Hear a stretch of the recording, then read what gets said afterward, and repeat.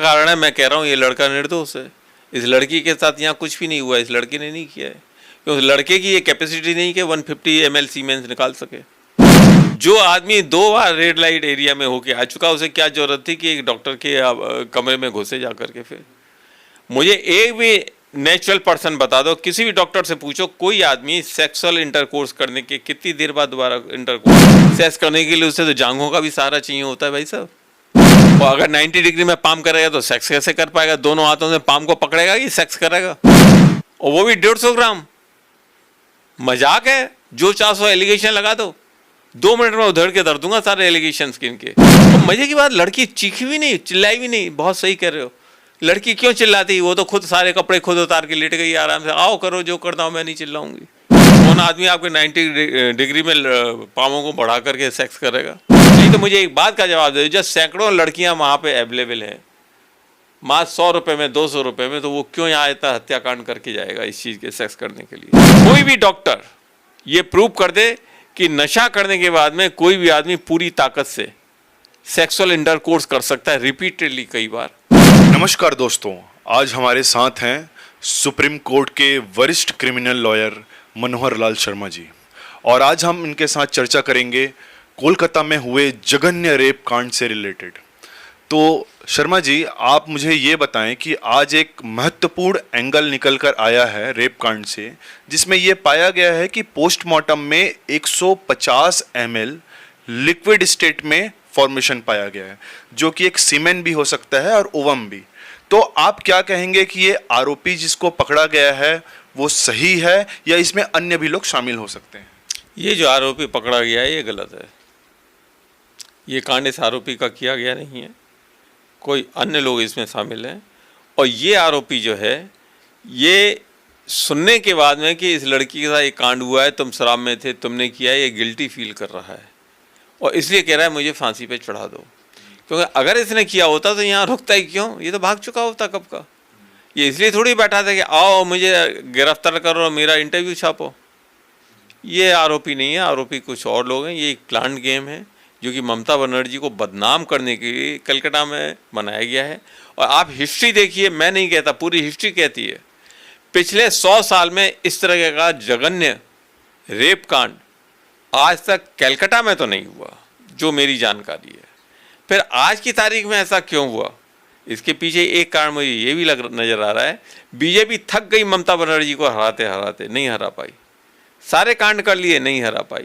और बीजेपी एक ही चीज़ जानती है, लेडीज इशू एक ऐसा सेंसिटिव इशू है, हर आदमी साथ में खड़ा हो जाता है, कोई विरोध करने को तैयार नहीं होता। जैसे दिल्ली केस में हुआ था, दिल्ली में लेडी केस को, लेडी रेप को, गैंग रेप को हल्ला मचा मचा के इतना तीव्र बना दिया था, सच्चाई जमीन में छुप चुकी थी। 5 लोगों को फांसी चढ़ा दिया गया और इनकी सत्ता आ गई। और यही गेम दोबारा कलकत्ता में खेला जा रहा है। आप इस पर एक पॉलिटिकल एंगल लेना चाह रहे हैं जो कि टीएमसी और भाजपा से जुड़ी हुई है, और पूरे देश में ये ट्रेंडिंग है कि निर्भया 2.0। तो आप इसे लॉ एंड ऑर्डर की विफलता मानते हैं, या आप ये मानते हैं कि एक पूरी पॉलिटिकल साजिश है? ये एक पॉलिटिकल षड्यंत्र है जो ममता बनर्जी को ध्वस्त करने के लिए, बर्बाद करने के लिए तैयार किया गया है। सर, आप कह रहे हैं कि पॉलिटिकल षड्यंत्र है, लेकिन जो आरोपी है वो खुद स्वीकार कर रहे हैं कि मैं गिल्टी हूं, मैं ही आरोपी हूं। वो यही इस बात का प्रमाण है, और यही एक वजह है कि मैं आज इंटरव्यू देने बैठा हूं और ये कह रहा हूं कि ये लड़का निर्दोष है। सर, लेकिन 150 ml स्पर्म सीमेन पाना वहां पर, तो ये तो बहुत बड़ी मेडिकल अनप्रूवन है कि एक इंसान, एक मैन 150 ml सीमेन निकाल ही नहीं सकता। यह एक दूसरा कारण है, मैं कह रहा हूं ये लड़का निर्दोष है। इस लड़की के साथ यहाँ कुछ भी नहीं हुआ, इस लड़के ने नहीं किया है क्योंकि लड़के की ये कैपेसिटी नहीं कि 150 ml सीमेन निकाल सके। तो सर, जब ये 150 ml सीमेन नहीं निकाल सकता, तो आपको क्या लगता है कि पुलिस जो आरोपियों को, जो असली आरोपी हैं, असली साजिश करता है, उनको छुपाने की कोशिश कर रही है? कोशिश नहीं कर रही है, छुपा चुकी है। इस कांड को प्लान गेम के हिसाब से, पॉलिटिकल नियंत्रण के हिसाब से, पॉलिटिकल सपोर्ट के हिसाब से तैयार किया गया है कलकत्ता में ममता बनर्जी को बदनाम करने के लिए। सर, आपका 4 दशकों का क्रिमिनल और नहीं, और सबसे बड़ी बात, अभी 3-4 दिन भी नहीं हुए हैं। कितने दिन हुए इस कांड को? सर, 9 तारीख की घटना है। आज कितनी तारीख है? आज 14 अगस्त। 14, 9 और 5, 14, 5 दिन के अंदर अंदर ये मैटर जो है सीबीआई को हैंड ओवर हो गया। 5 दिन के अंदर अंदर, मैंने तो आज तक नहीं देखा। सर लेकिन डॉक्टर्स की जो फेडरेशन है, आईएमए वाली फेडरेशन है, जो मेडिकल की फेडरेशन है, रेसिडेंट्स डॉक्टर की फेडरेशन है, वो पूरे देश में आक्रोश में है। एम्स जैसे देश के सबसे बड़े अस्पताल में पेशेंट्स की इलाज रुकी हुई है। आज जो खबर आई उसमें यह पता चला कि 90% की सर्जरी रुकी हुई है, 66% से ज्यादा लोग ओपीडी अटेंड नहीं कर रहे हैं। तो सर सरकार तो प्रेशर में आके सीबीआई जांच दी है। इसको सीबीआई जांच के लिए रिकमेंड किसने किया, इस बात का आप जवाब देंगे? सर कलकत्ता हाई कोर्ट ने किया। सर किसके कहने पे? सरकार की, पूरे देश के प्रेशर में सर। नहीं नहीं नहीं, कलकत्ता हाई कोर्ट का कोई भी जज सो मोटो इस तरह का कोई डायरेक्शन नहीं दे सकता जब तक उनके पास में कोई एप्लीकेशन नहीं गई हो, कोई रिकमेंडेशन नहीं गई हो, प्रेयर नहीं गई हो।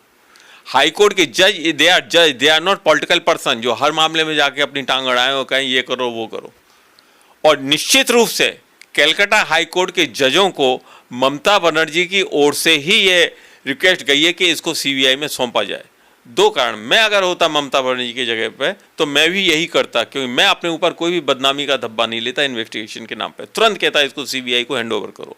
और दूसरी बात, जो गवर्नमेंट खुद पूरे मैटर को सीबीआई को हैंड ओवर करने के पक्ष में है और आज भी चाहती है सीबीआई इन्वेस्टिगेशन करे, सच सामने आए, वो गवर्नमेंट तो इसमें इन्वॉल्व ही नहीं हो सकती।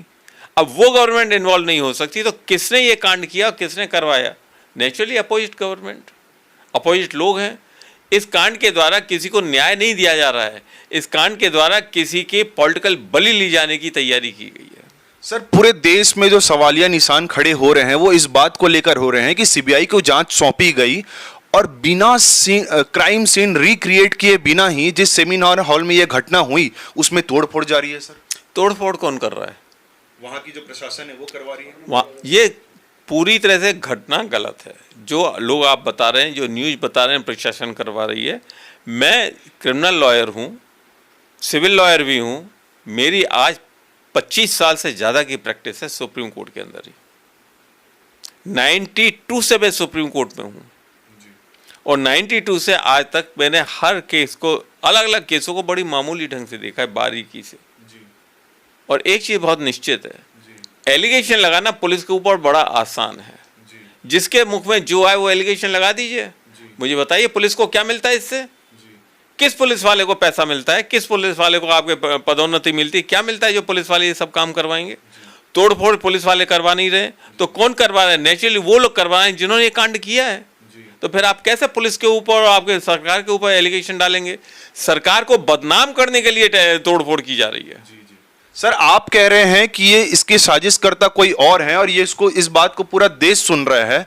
और सर सीसीटीवी फुटेज में सीधे तौर पर यह दिखाया जा रहा है कि 5 लोग उस सेमिनार हॉल में एंटर करते हैं, जिनमें से 4 लोग पेशेंट्स के परिजन हैं, तो बचा एक ही व्यक्ति। तो सर आप कैसे कह सकते हैं कि वो एक व्यक्ति आरोपी नहीं है? आप बहुत सही कह रहे हैं, वो एक व्यक्ति वाकई में आरोपी है। उसने अकेले ही इस लड़की के दोनों टांगों को फैलाकर चीर दिया। उस अकेले ने इस लड़की की आंखें फोड़ दी, इसकी छाती फाड़ दी, और उस अकेले ने ही इसकी लड़की के मुख को भी टोटल ऐसा बंद रखा कि ये संस्कारी भी न ले सके। अब सवाल इसमें एक ही बात का आता है, उस आदमी ने, उस लड़के ने जो अरेस्टेड है, अगर उसने ये सारा कांड किया तो ये उसने रेप कब किया? सर वो उस दिन 2 बार रेड लाइट एरिया जो कलकत्ता का है वहां जाकर होकर आ चुका था। बहुत बढ़िया, this is another proof evidence. जो आदमी 2 बार रेड लाइट एरिया में होके आ चुका, उसे क्या जरूरत थी कि एक डॉक्टर के कमरे में घुसे जा करके? फिर मुझे एक भी नेचुरल पर्सन बता दो, किसी भी डॉक्टर से पूछो, कोई आदमी सेक्सुअल इंटरकोर्स करने के कितनी देर बाद दोबारा इंटरकोर्स कर सकता है? सर लेकिन वो नशे में था। सर सो व्हाट, नशे में तो आदमी फिर भी नहीं कर सकता बिल्कुल भी। नशे में आदमी हिम्मत के लिए नशा करता है, लेकिन उससे उसकी इंटरकोर्स करने की ताकत नहीं बढ़ती है। सर तो ये भी हो सकता है वो दवाइयां लिया हो, वाइग्रा लिया हो, कोई टेबलेट्स लिया हो। ठीक है, मानते हैं उसे वाइग्रा लिया हो और टेबलेट लिया, लेकिन वाइग्रा और टेबलेट लेने से इंटरकोर्स करने के हिस्से के ऊपर ताकत नहीं आती। सर लेकिन लगातार जो घटनाक्रम हुई है उस बीच जो अस्पताल प्रशासन की जो महिला स्टाफ है वो कह रही है कि ये पहले भी आता था जो आरोपी है, और इसका व्यवहार महिला स्टाफ से सही नहीं था। सर बिल्कुल सही बात है, आप जो कह रहे हैं इस बात को मैं मान के चलता हूँ, चलो सच है ये।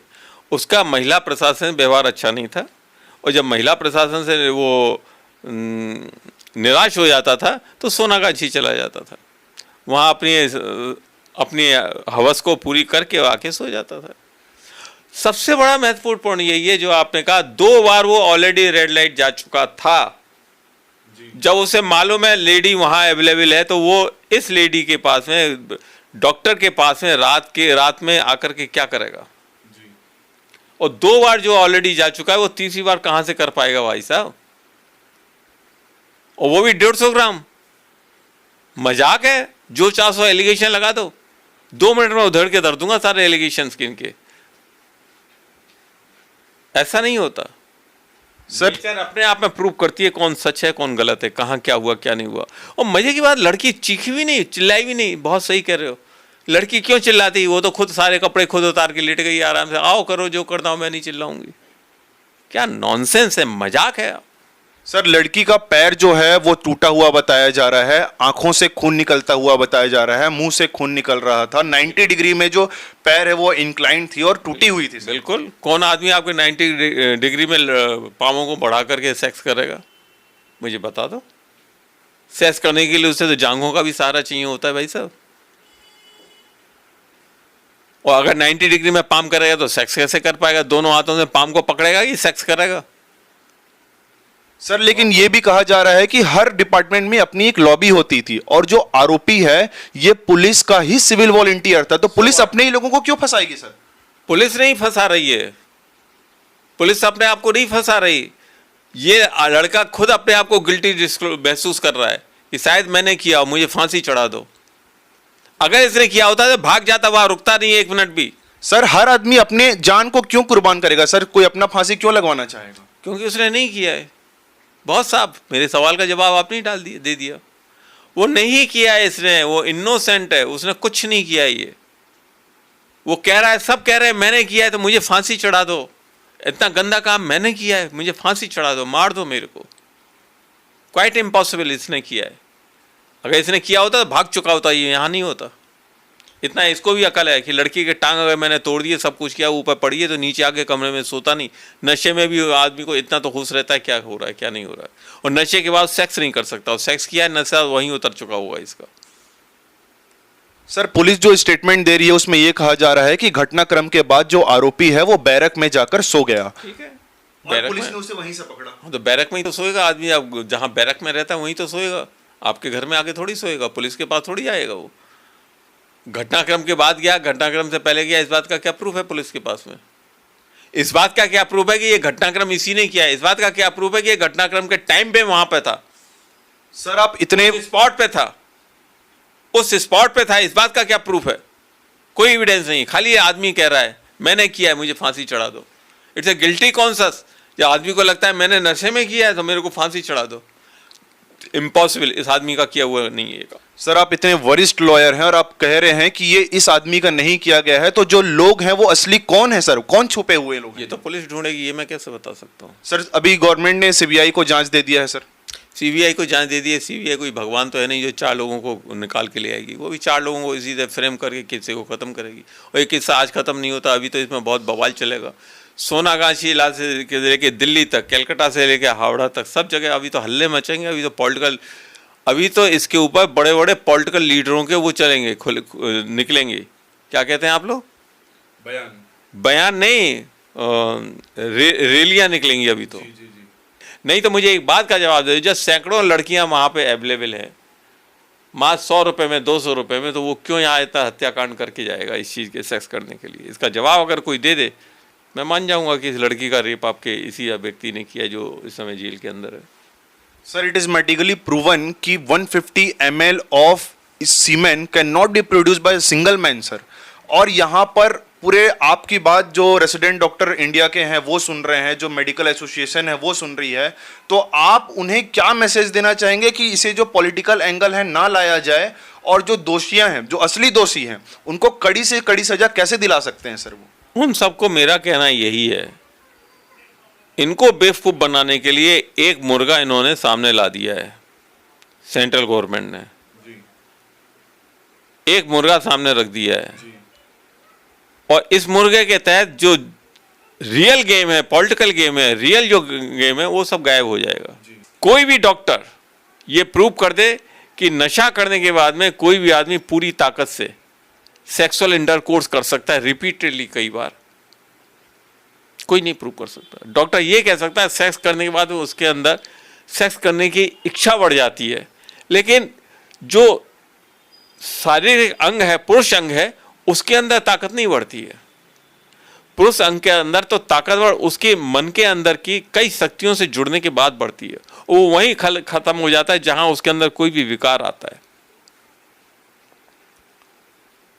बहुत बहुत धन्यवाद। तो दोस्तों, आपने अभी सुना है देश के वरिष्ठ क्रिमिनल लॉयर जो कि सुप्रीम कोर्ट में हैं, श्री मनोहर लाल शर्मा जी को। और दोस्तों, आप भी ये फैक्ट को देख पा रहे हैं और पूरा देश हमको सुन रहा है कि 150 ml सीमेन एक आदमी बिल्कुल प्रोड्यूस नहीं कर सकता। तो इसके पीछे जो असली आरोपी हैं, जितने लोग शामिल हैं, क्या गवर्नमेंट उनको कड़ी से कड़ी सजा देगी या नहीं? एक महत्वपूर्ण पॉइंट में और बताना भूल गया। सीमेन से ये प्रूव हो जाता है कि ये किसका है जी। और इस कांड को 5 दिन तो हो ही गए। जी। जिसने अपने आप को हैंडओवर किया है वो भी 5 दिन से है। जी। तो क्या डॉक्टरों ने, साइंटिस्टों ने अभी तक इस सीमेन के द्वारा ये प्रूव किया कि ये इसी का है? जी। जवाब है नो, क्योंकि इसका है ही नहीं। अगर इसका नहीं है तो फिर ये आरोपी कैसे है? ये पूरा कांड जो है ना सेट किया गया है। सर, लेकिन ये तो पूरी फॉरेंसिक जांच की तथ्य है कि आगे जो फॉरेंसिक जांच होगा उसमें ये रिपोर्ट पाया जाएगा ना। कौन बनाएगा वो रिपोर्ट? अब अस्पताल प्रशासन बनाएगी। कौन बनाएगा? किस हिसाब से बनाएगा? जो डायरेक्शन होंगे अब सीबीआई के, जो डायरेक्शन होंगे सीबीआई के, उस हिसाब से बनाया जाएगा। आपको मालूम है दिल्ली गैंग के मैटर में आउट ऑफ इंडिया से जो रिपोर्ट आई थी उसने साफ दिया हुआ था कि लड़की के साथ में कोई रेप नहीं हुआ है। लड़की के साथ कोई रेप नहीं हुआ है। उसका सीमेंस वाला पार्ट जो है उसको कोई भी खरोंच तक नहीं आई, वो सही सलामत है। ये रिपोर्ट वहां से इसलिए आई क्योंकि वो एक आउट ऑफ इंडिया के डॉक्टर ने तैयार किया था। इंडियन डॉक्टर ने किया होता तो उसमें सब भरा होता, ये है, वो है, फलाना। इसमें क्या रिपोर्ट बनाई जाएगी, आएगी नहीं, बनाई जाएगी जी। वो मैं बता देता हूं। बताइए। ये रिपोर्ट बनाई जाएगी, ये इसी का ही सीमेंस है सारा के सारा। 5 दिन बाद टेस्ट करके बताएंगे। तो आपकी नजर में किसी को स्केपगोट बनाया जा रहा है, बलि का बकरा बनाया जा रहा है? बलि का बकरा तो बना दिया इस बच्चे को। अंधे को भी दिखाई देगा, जो मेरी नजर देखेगा साहब, उसे अंधे को भी दिखाई देगा। इसको बलि का बकरा इस तरह से बनाया गया। ये खुद ही कह रहा है हाँ मैंने किया है। ये ही से वो इसलिए कह रहा है, वो गिल्टी कॉन्शियस महसूस कर रहा है, मुझसे इतना गंदा काम हुआ, मुझे फांसी चढ़ा दो। जो आदमी इतना सेंसिटिव होगा, जो कहेगा कि मेरे को फांसी चढ़ा दो, मुझसे इतना गंदा कांड हुआ, वो ये गंदा कांड कर ही नहीं सकता। It's a natural fact. जिसको जो काम गंदा लगता है वो उस काम को कैसे गंदा कर सकता है, और जिसको काम गंदा नहीं लगता वो कैसे कहेगा ये काम गंदा मैंने नहीं किया। ये अपने आप में प्रूफ है। अगर ये आदमी नहीं बोलता, मैं बहुत साफ कहता हूं, अगर ये आदमी खड़े होकर नहीं बोलता मैंने किया है, मेरे को फांसी चढ़ा दो, अगर ये आदमी भाग जाता हल्ला मचते ही, तो मैं एक बार ही मान सकता था, हो सकता है इसने किया है। बजाय भागने के खुद पुलिस में सामने बैठा हुआ है, पुलिस के बैरक में सोया हुआ है। हाउ इट इज पॉसिबल यार? मजाक बना रखा है। जिसके मन में जो आता है वो कहानी बना के परोस देता है, जिसके जो मन में आता है वो कह रहा है। बिल्कुल। तो दोस्तों, आपने सुना सुप्रीम कोर्ट के वरिष्ठ क्रिमिनल लॉयर मनोहर लाल शर्मा जी को, और ये एक ओपिनियन था, और जो कि फैक्ट निकल के आ रहा है दोस्तों वो ये है कि 150 ml सीमेन उस पोस्टमार्टम रिपोर्ट में उस लड़की के अंदर से पाया गया, जो कि मेडिकली प्रूवन नहीं है। 150 ml एक लड़के से बिल्कुल नहीं निकाला जा सकता। अब ये रोचक तथ्य जो निकल के आया है ये जांच का विषय है, और हम उम्मीद करेंगे कि जितने भी लोग इस रेप में, मैं रेप नहीं कहूंगा, इस गैंग रेप में जो शामिल हैं, उन्हें कड़ी से कड़ी सजा मिले, कड़ी से कड़ी सजा मिले। और आप इस फैक्ट के बारे में, इस ओपिनियन के बारे में आप क्या सोचते हैं? जी जी, सजा बाद में मिलेगी जी। सबसे पहले जो गैंग रेप के रियल आरोपी हैं जी, और जिन्होंने ये षड्यंत्र रचा है, उन सबको पकड़ा जाए। जी जी।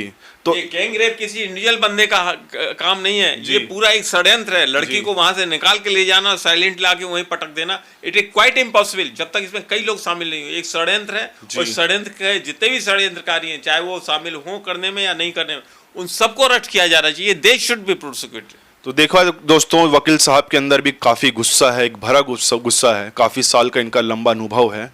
और आप इस पूरे मुद्दे में क्या सोचते हैं, फैक्चुअल तरीके से, तार्किक तरीके से हमें कमेंट में अवश्य बताएं, ताकि हम भी समझ पाएं और आप भी समझ पाएं। बहुत बहुत शुक्रिया आपका।